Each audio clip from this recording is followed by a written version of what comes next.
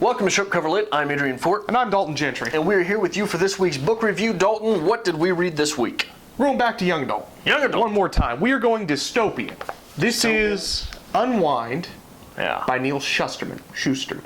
One of those two. I thought it was Shusterman. I'm going to go Shusterman. You go Shusterman. Fair enough. Tomato, tomato.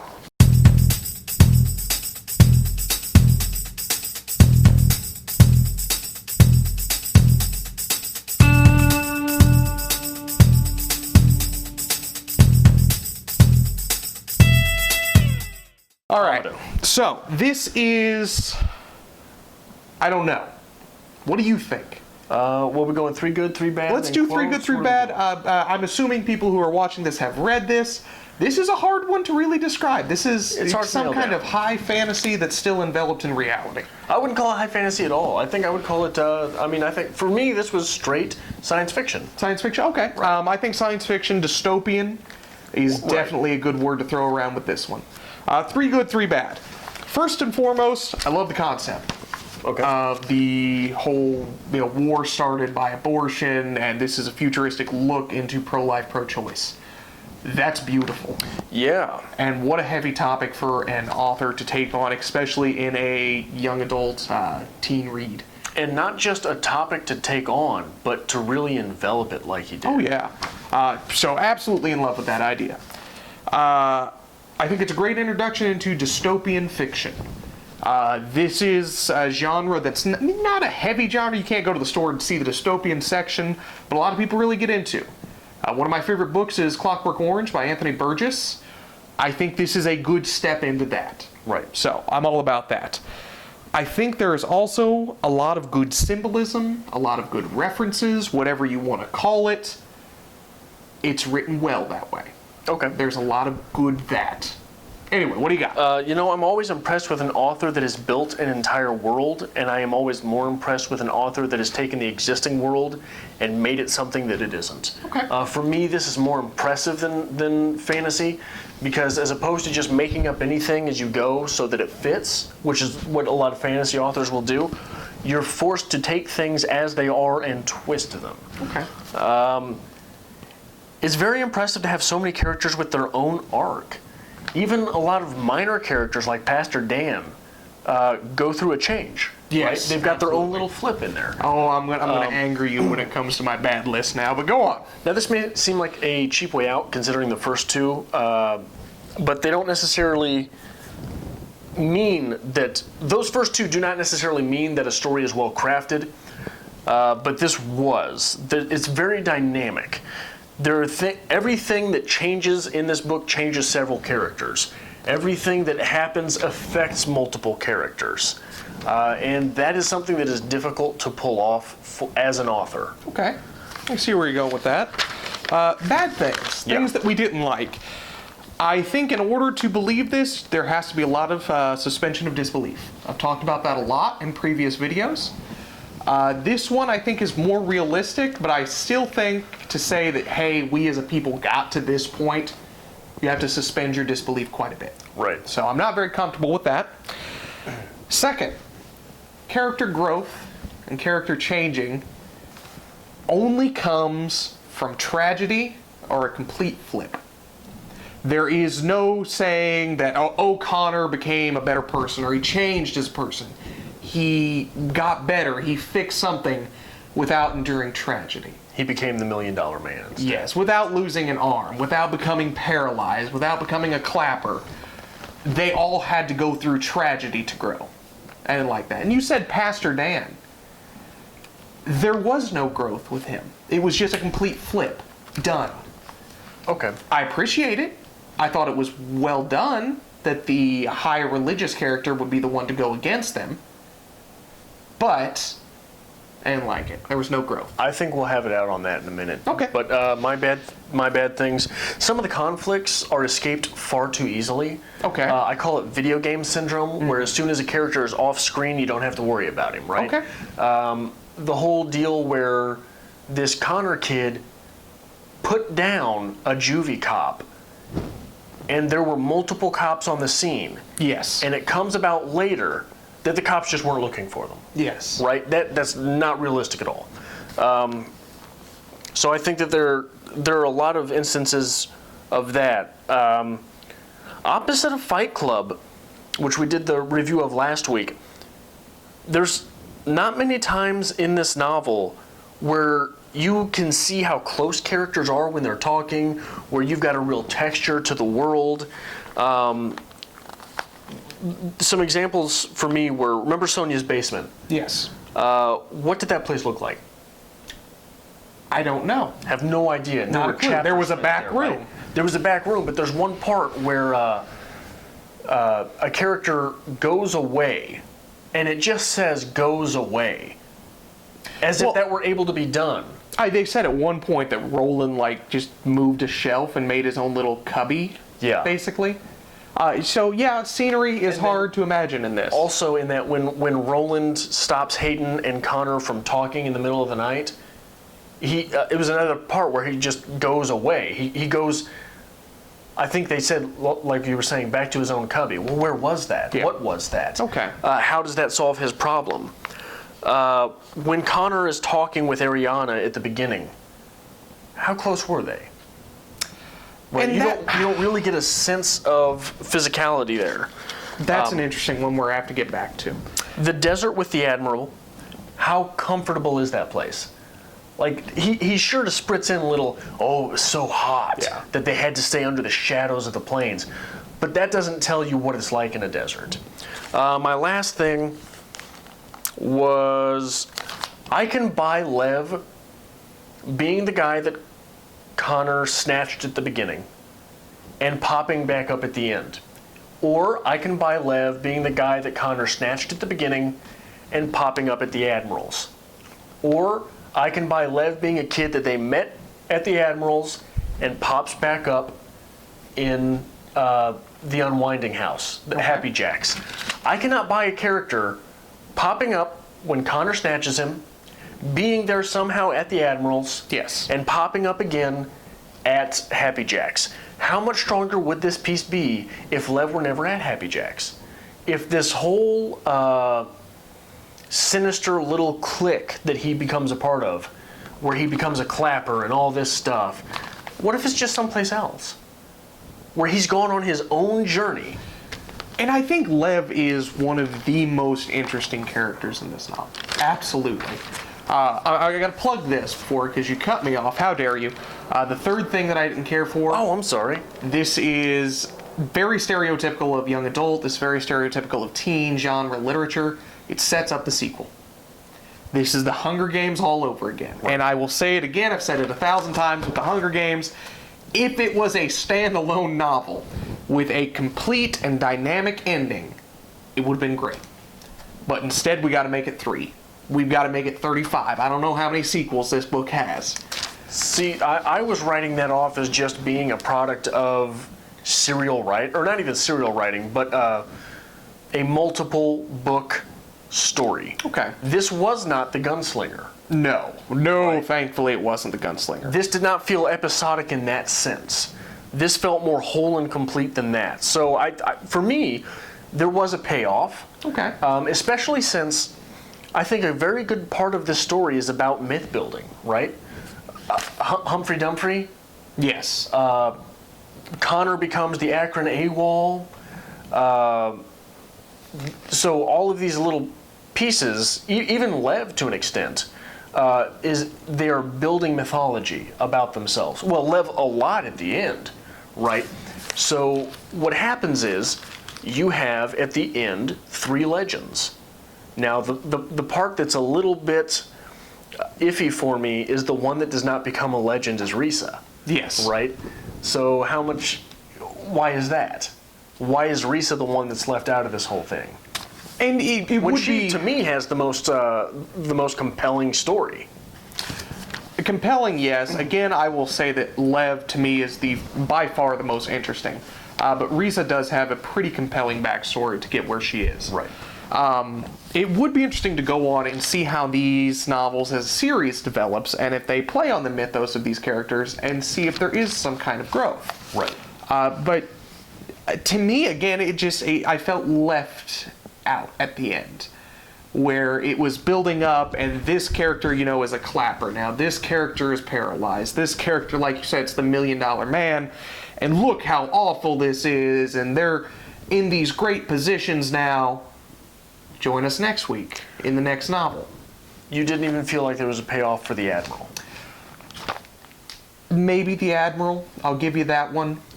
But I don't know, maybe I just wanted a more concrete ending.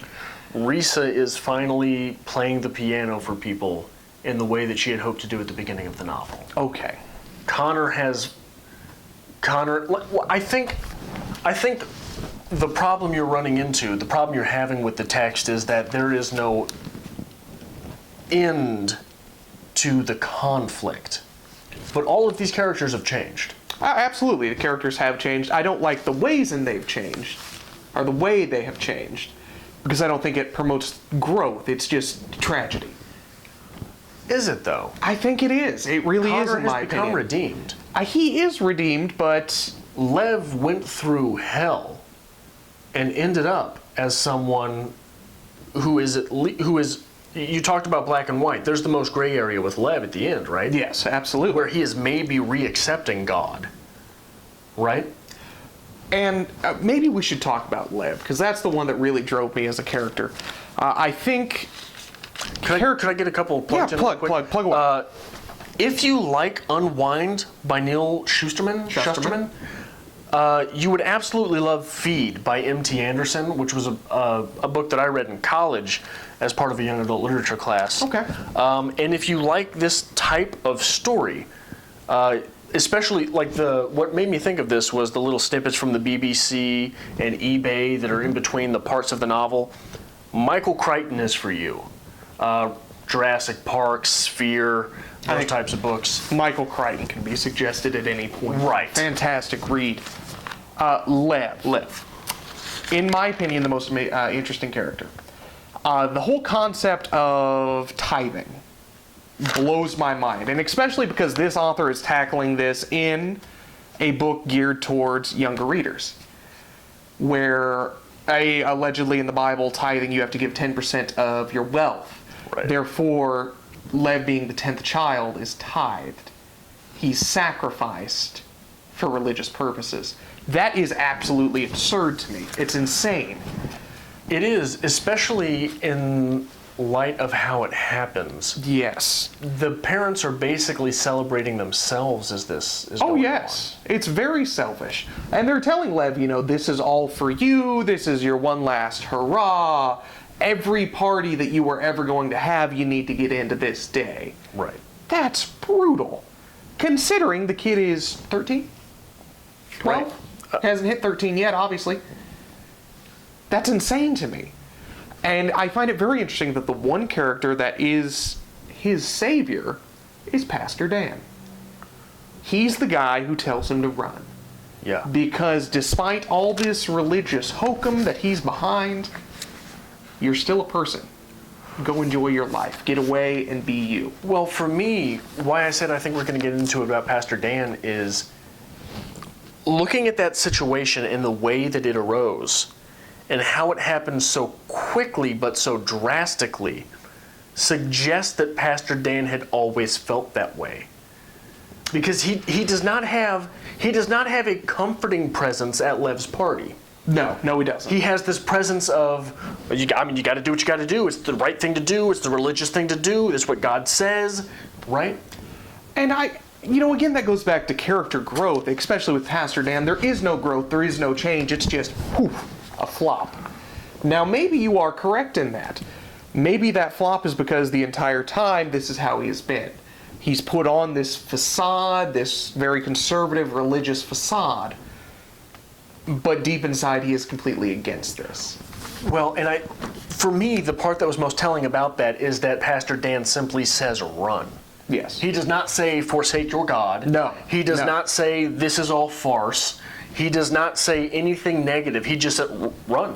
But there's that underlying hint, though. And I think it's better that it's not addressed by the author. Right. It's led to the reader's imagination. Imagine, because Pastor Dan does not lose his faith. He says that he loses the faith that he once had, right? His faith has transformed at the end of the novel. But when you're telling someone to run in that situation, it's because your faith was changing at the time, right? Okay. Like I think the simplicity of what he said in that situation is very telling of the character. And sometimes, let's look at Hemingway, for example. Simplicity is best. You need to let the reader establish what they want to believe, but still get your point across. So Right. I'll give you simplicity on that. Since we're talking about religion a little bit, is it just me, or because this didn't strike me until after I had read the novel, so I went back and tried to find the instances where religion is talked about. Is it just me, or is Islam conspicuously absent from what's going on here? Is that an overt attempt to say that all of this violence is able to happen without the doctrine of Islam? Because this book was written in 2007. Okay. So the religion of Islam has been under a lot of heat for a long time recently, right? Yes. Since September 11th happened. Is that the author trying to say, look, it is not Islam specifically which is violent. There's a lot of stuff in the history of Christianity. There's a lot of stuff in the history of Judaism. Judaism is almost founded on blood, right? Oh, absolutely. You have to conquer the tribes around you. You are the chosen people. And maybe that is the point here. And I think one thing we can say about this novel is it works right now. This wouldn't have worked had it been published 20 years ago. Because I think a lot of the politics behind it, the pro-life, pro-choice, is very apparent of our time. Especially when coupled with religion, right? When coupled with religion. And I think the argument of saying that Islam is absent because in our current time, politically, all you ever see on the news is violent Islam. So to take other religions and put them in that limelight, Right. great move by the author, in my opinion. Yeah, very strong. And it makes it very interesting and enjoyable to read. Now, the pro-life, pro-choice thing has been a long-standing argument in the media, politics, whatever you want to say, moral argument. This takes it to the extreme, but still keeps it subtle. Because it's not, they mention pro-life, pro-choice once or twice. So we know that's what this war was fought about. We know this whole idea of unwinding, this whole idea of storking came from that. That's always in the back of our mind, but that's not the prevalent theme. So I think that's a very unique trick by the author, is to keep the reader aware of that, but not make that the big push.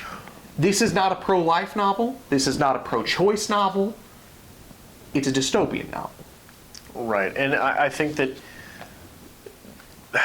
that's such a hard topic to breach, though, because there are so many things that are pro-life in this, and there's so many things that are pro-choice in this. It's a very even read, though. And I think it is an even read because it is a dystopian novel. This is a look into a dark future. Yes. It's not the perfect utopia, it's the opposite, it's the dystopian version. And it's evenness. I mean, because even if all were to go haywire, you'd still have both sides. You'd still have those who supported this, you still had those who didn't. So that's my spiel on that.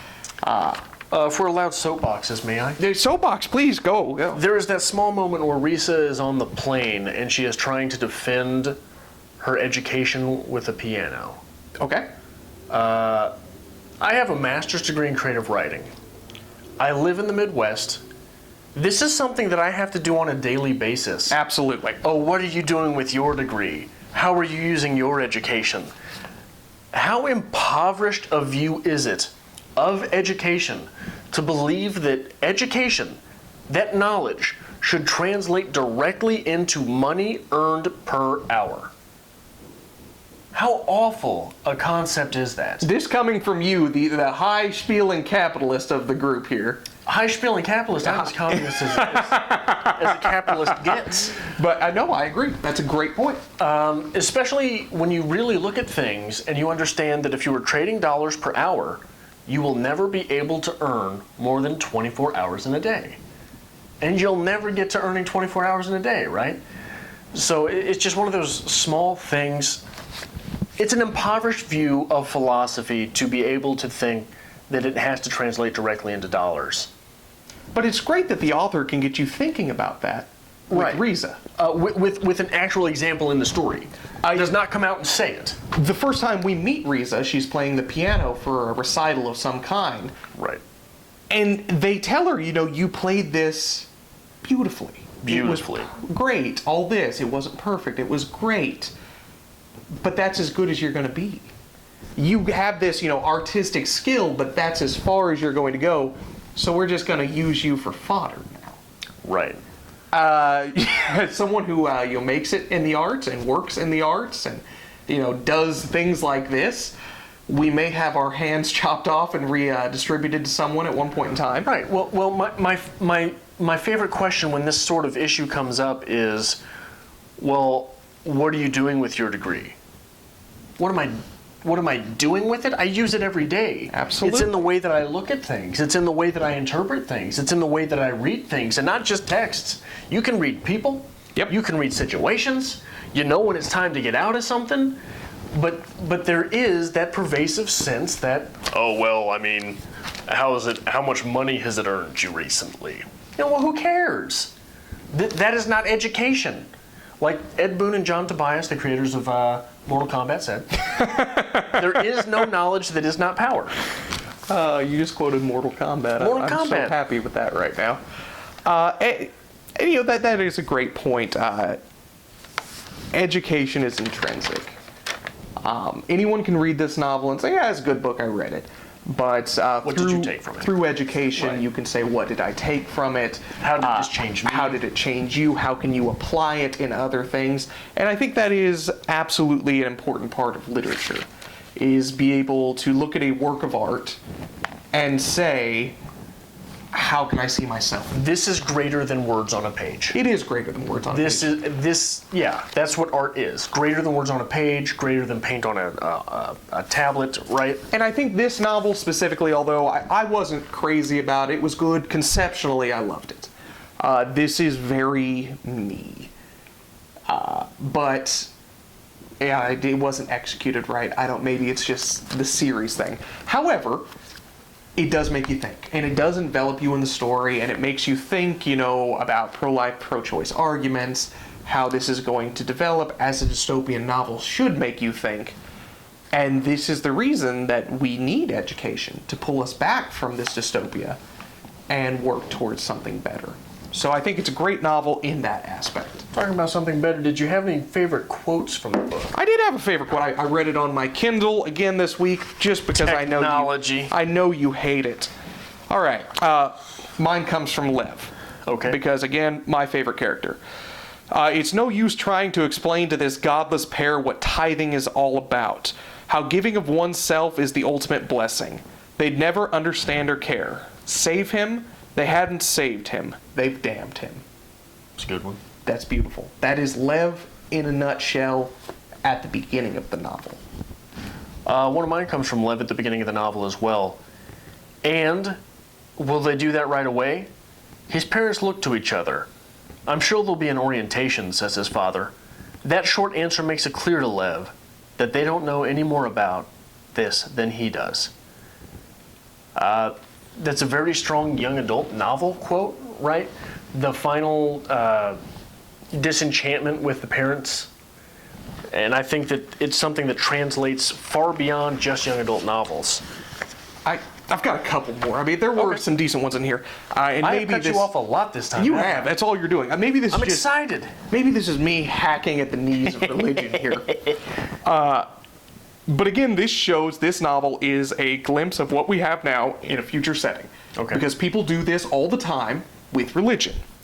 Clearly offended, Lev says, tithing is in the Bible. You're supposed to give 10% of everything. And storking's in the Bible too. There is his justification. Right. And from a religious perspective, this is all Lev needs to accept his fate.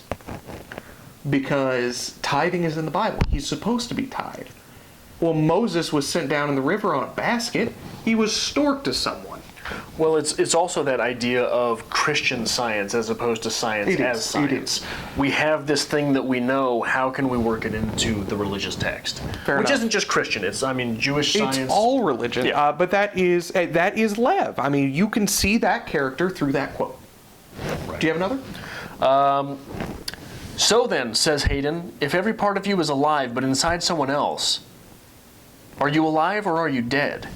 This, Connor knows, is Hayden bringing his hand back and forth across the flame again. Close enough to feel it, but not close enough to burn. But it's not just his own hand now. It's everyone's. I thought that was a beautiful touch considering Look at that. what had happened earlier. I have one more, and it's for you. It's actually a quote within a quote. Uh-oh. Someone says this in the novel, and it's, "You're beautiful when you're nihilistic." Oh, I feel it just summed you up in a nutshell, so I highlighted it. I'm like, I'm going to use that one. Yeah. I have one more. One more. We'll go in, says Connor. We'll hide in a place where there aren't any security cameras, the boys' bathroom. Girls, says Risa. It'll be cleaner, and there will be more stalls to hide in. Shusterman, take this from a man who's worked retail for 12 years. Shusterman has never been in a women's room. No. Women's rooms are disgusting. Yes. Awful. Absolutely. Awful. Just... So, you got to do your research if you're going to write a book, Right, because we're going right. to peg you on those small things. Seems like he's researched a lot of stuff, just not the women's room. Not the women's room. Didn't research the women's room. So what would you rate this? Out of 100, what would you give? I would give this probably an 87 bit and pieced kids. Ooh, 87 bits and pieces. Because I think there's a lot of things going on here, and I think there's There a is. lot of things done right. I like to lowball you. I'm going to give it 82 storked babies. Okay. So, still good, enjoyable. A lot of heavy elements that you can read into, and I think it creates good discussion, but it wasn't for me. Right. But still important that you read it. It's obvious that there are reasons why Shusterman has been around since, I think, 1984 in the publishing world and hasn't transcended into next leveldom. I mean, he did everything in the 90s. I'm talking poetry, short stories, novels, novelizations. He's the first author. Yeah, he did a lot of stuff. So, let us know in the comments below what your thoughts are on Unwind. I know a lot of people have read this Right. in the YouTube community. And if you like what we're doing here, take out your phone. I mean, especially if you were, I don't know, like in a classroom setting or something. Class, like you're not supposed to have your phone. You should take it out and push that subscribe button. We do this every week, almost every day. I didn't have a cell phone until I was 21 years old, I think. That's horrifying, actually. There was about 6 months. I had already moved out, so there was about a year where there was no way to get a hold of me. That's terrifying. I couldn't call into work. Work couldn't call me. I can't think of a time I didn't have a cell phone. Yeah. I am ancient. Fair enough. You're the old man of the internet. Follow us on Twitter @StripCover. And on Facebook @StripCoverLit.